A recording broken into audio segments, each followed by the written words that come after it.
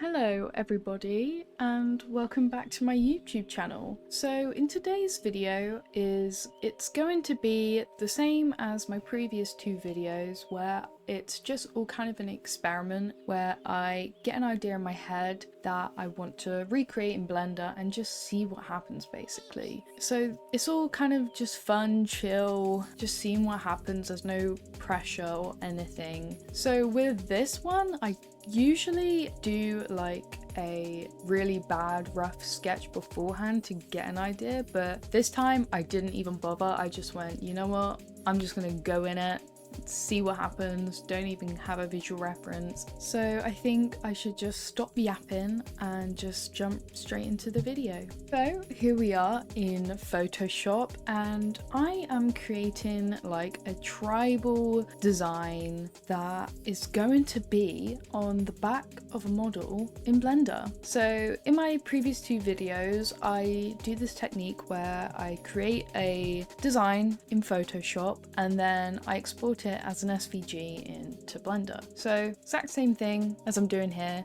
where I do a really rough initial like sketch, I guess you could say, in Photoshop, and then I will just go over the whole thing with an eraser tool around the edges just to smooth things up and to make it look a lot cleaner.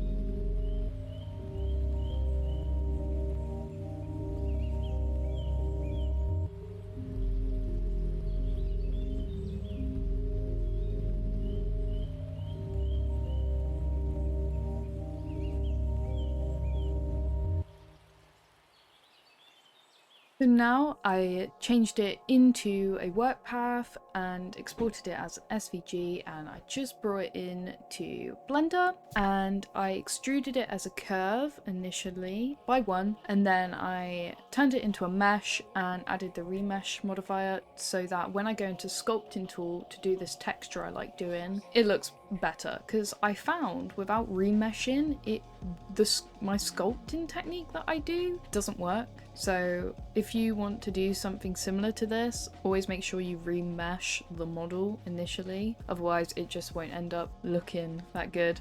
So my sculpting technique, I guess it's not my sculpting technique, someone probably's done it before. I haven't seen anyone do this before, but it's just me adding texture to the 3D model with the layer tool, and then I go over it with the smooth tool, and then I go over it again with the blob tool just to give it more texture, some more dimension.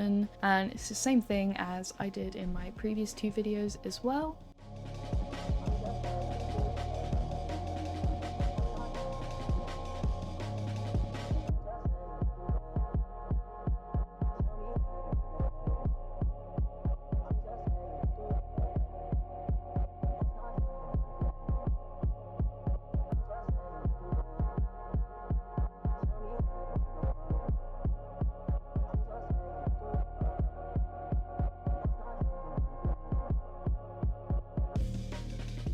So now I am bringing in the model I created in DAZ 3D. I didn't film the part where I created the model in DAZ 3D because it's the same model as I used in my previous video, just a different hair. I'll link the model and the hair I used in this video down below if you do want to use the same model and hair. So as you saw, I just moved the hair a bit because I wanted it behind her ear, because this is going to be a back piece, but I want her face turned to the side. So the face I want turned to the side, that side I want her ear visible.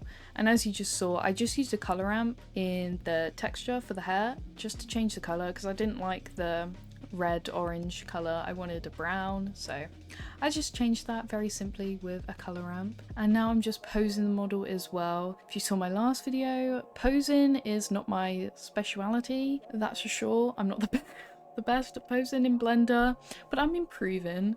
We improve as we go. Definitely use a reference. And now I'm just grabbing the back piece design and I'm positioning it onto the model and just getting it right around her whole back curve. So I'm using the sculpting tool just to lay it better across her back, basically.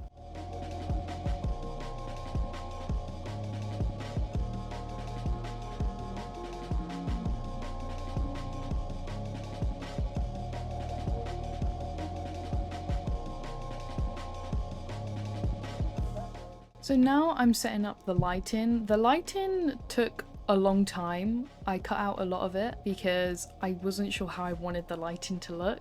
But I ended up doing this cool thing with like the spotlight where it is literally just like a spotlight onto her back. The end result, the edit I do, which I'll show you at the end of the video, it ends up looking really cool, and I'll tell you something my dad told me it looked like at the end, but I'm quite happy with my edit at the end. So I also just set up the camera as well, getting that already. I did think about initially having the spotlight visible behind her as well, so I used a plane behind her, but I didn't end up liking how it looked at all basically, so I do end up scrapping that, as you'll see.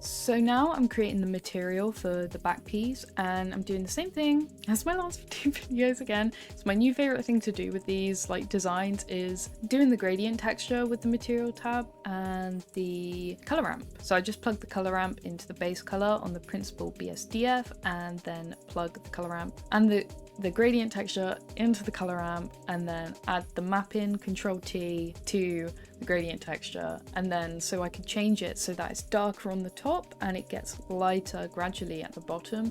I just really like that effect. I just think it looks really cool and interesting and different, and it's not just one color. It just adds more interest, if you know what I mean.